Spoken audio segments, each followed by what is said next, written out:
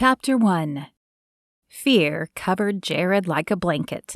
The music that had been uplifting now pounded a drum of dread in his heart. Why did it have to be so loud?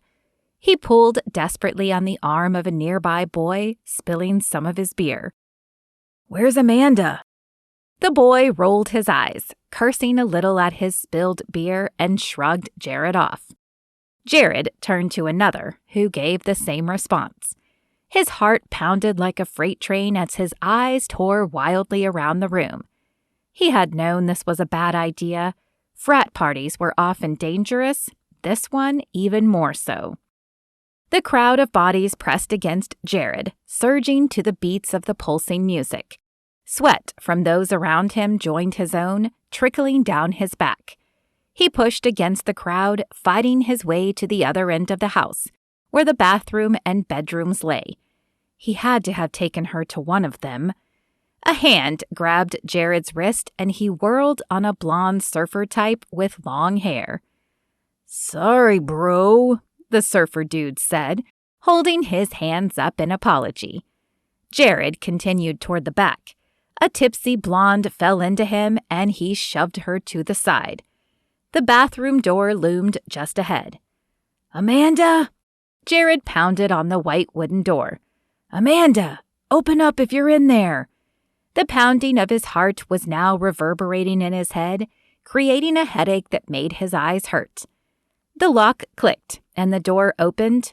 A thin brunette in a miniskirt and crop top stumbled out. "There's no Amanda here." Her words were a slur, and her brown eyes barely focused on him. Jared grabbed the girl's thin shoulders and shook her. "Have you seen her? Red hair. She would have been with Caleb West." The girl shook her head and fell into the wall as soon as Jared released her.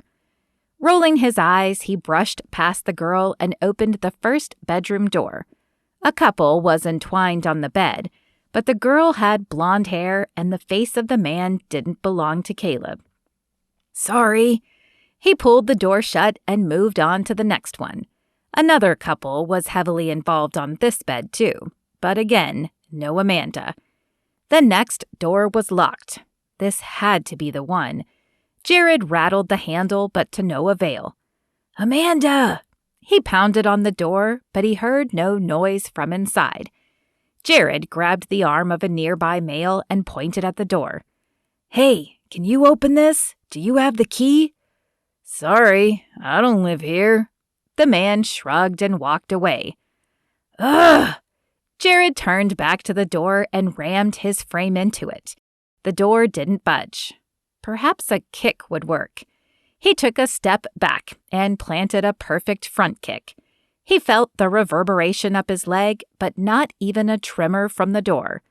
Cursing under his breath, Jared looked around for anything to wedge in the door. Would they have a crowbar in the house? Would anyone have one in their car? "Jared!" At the sound of his name, Jared whirled around. Emily was fighting her way to him through the crowd. Thank goodness she had seen the text. A glance at his watch revealed 10 minutes had passed since he had texted her when he'd first lost sight of Amanda. "Have you seen her?" Emily asked when she reached him. Jared shook his head, the fear constricting his vocal cords. "Not since I texted you. I saw them at the punch table, and then a friend came up to me and started talking. When I turned around again, she was gone. It's my fault." "It's not," she said, running a hand through her long blonde hair. "You warned her, and that was all you could do." Jared wasn't sure about that. He should have pushed harder. He should have told her the whole story, and not just part of it. But none of that made a difference right now. Right now, he needed to find her. "I've already checked those 2 rooms," he said, pointing to the previous doors. "But this one's locked." Emily glanced around, but like Jared, her search came up empty. "I'm assuming you already tried hitting the door," Emily said. "But what if we tried together?" "It's worth a shot," he said. "On the count of 3, okay?" Emily nodded, and on the count of 3, they both rammed the door as hard as they could. This time the wood did tremble, but the door remained locked. "Again," Jared said through clenched teeth, and together they rammed the door once more. This time a wonderful, terrible splintering sound of wood echoed and the door opened. Jared rushed into the room. Amanda lay sprawled on the bed. Her shirt was open and her pants were undone, but still on. "Check on her," Jared yelled to Emily as he scoured the room for any sign of Caleb.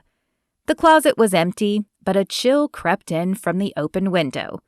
Jared stuck his head out, but the area was dark and devoid of movement. If Caleb had gone out this way, he had gotten enough of a start to be out of sight. Without knowing which direction he had gone, trying to follow him would be pointless. With an agitated sigh, Jared turned back to the bed. Emily had wrapped the comforter around Amanda, whose eyes were wide open and filled with fear. "Can you move?" Emily asked. No headshake, but Amanda's eyes moved left and then right. "Okay, it's going to be okay. We'll get you out of here. Any sign?" "No, the window is open, but he's gone." A tear slid out of Amanda's eyes. "Don't worry, we'll find him. He won't get away with this." Jared patted her hair tenderly and wiped the tear from her cheek. Then he scooped her up and headed back out the door. "Let's get her to the hospital." "An ambulance is on its way," Emily replied, pocketing her cell phone. Jared nodded as he pushed his way through the crowd. A few people turned to gawk at them as they made their way to the front door, but most were oblivious and kept dancing to the loud beats or tipping back their drinks. Jared shook his head as disgust boiled inside him. What was wrong with these people? Did they not even care that someone had been attacked? The night air slapped him as they exited the stifling house, and the change in temperature sent a shiver down his spine as the cool air licked up the wet sweat dripping down his neck. The ambulance roared up moments later. The EMTs climbed out and took Amanda from Jared, strapping her onto a gurney. As they loaded her into the back, Jared climbed in. "There's only room for one," the EMT said, as Emily attempted to climb in too. "Besides, the cops want a statement." He pointed to the police car pulling up. "Go. I'll tell them what we know and then send them to talk to you," Emily said. Jared nodded and mouthed a silent thank you to Emily as the doors closed. He grabbed one of Amanda's hands and sent a prayer heavenward. "Please, God, let her be okay. Please, God." He had no other words and hoped God was hearing his heart, which felt like it was beating out of his chest. Though he'd only known her a few months, Amanda was a friend, and if he were honest, he hoped she would become a lot more. When the ambulance braked, Jared fell forward a little. Chilly air rushed in as the back doors opened and doctors took over the gurney Amanda was on. Jared jumped down from the ambulance and hurried to keep up with them. "Amanda, I'm Dr. Patrick. Can you tell me what happened?" "She can't," Jared spoke up.